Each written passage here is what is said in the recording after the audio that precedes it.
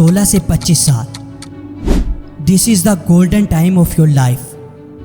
چاہے تو خود کو ہیرا بنا لو اور چاہے تو ایک بے نام پتھر بن جاؤ. فیصلہ تمہارا ہے کہ تمہیں ایک عظیم انسان بننا ہے یا ایک ایسا انسان جس کی نہ تو گھر میں کوئی ویلیو ہو اور نہ ہی معاشرے میں. لوگ جس کے ساتھ بات کرنا بھی فضول سمجھیں، جس کی کوئی قدر نہ ہو، جو ایک بے نام زندگی گزارے اور بے نام موت مرے.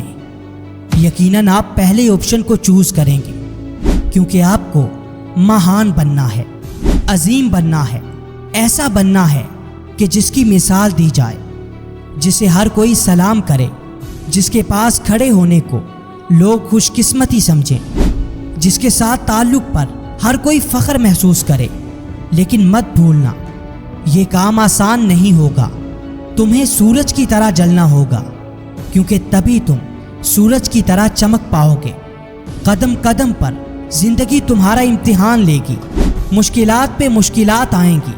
کبھی تو تم کہو گے کہ یار میں تو ہوں ہی بدقسمت. ہارنے کو من کرے گا، لیکن سنو، تب بھی ہارنا مت. لگے رہنا، مقابلہ کرنا، آخری سانس تک لڑنا. کیونکہ اچھے حالات میں مضبوط رہنا کوئی کمال نہیں ہے، ایسا تو ہر کوئی کر سکتا ہے. کمال تو تب ہے جب تم تب کھڑے رہو جب سب کی ہمت جواب دے جائے.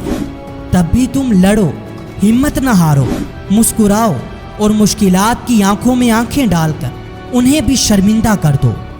اور یہ سب تمہیں 16 سے 25 سال کی عمر میں ہی کرنا ہوگا، کیونکہ یہی وقت ہوتا ہے جب عظیم لوگ اپنی زندگی کو بنا لیتے ہیں اور ناکام لوگ اسے اپنے ہاتھوں سے تباہ کر بیٹھتے ہیں.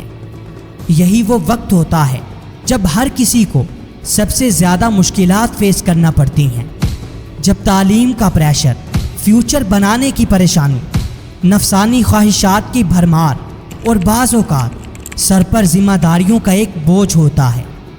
لیکن سنو، کسی بھی چیز کو برا مت جاننا. یہ سب تو تمہارا امتحان ہوتی ہیں.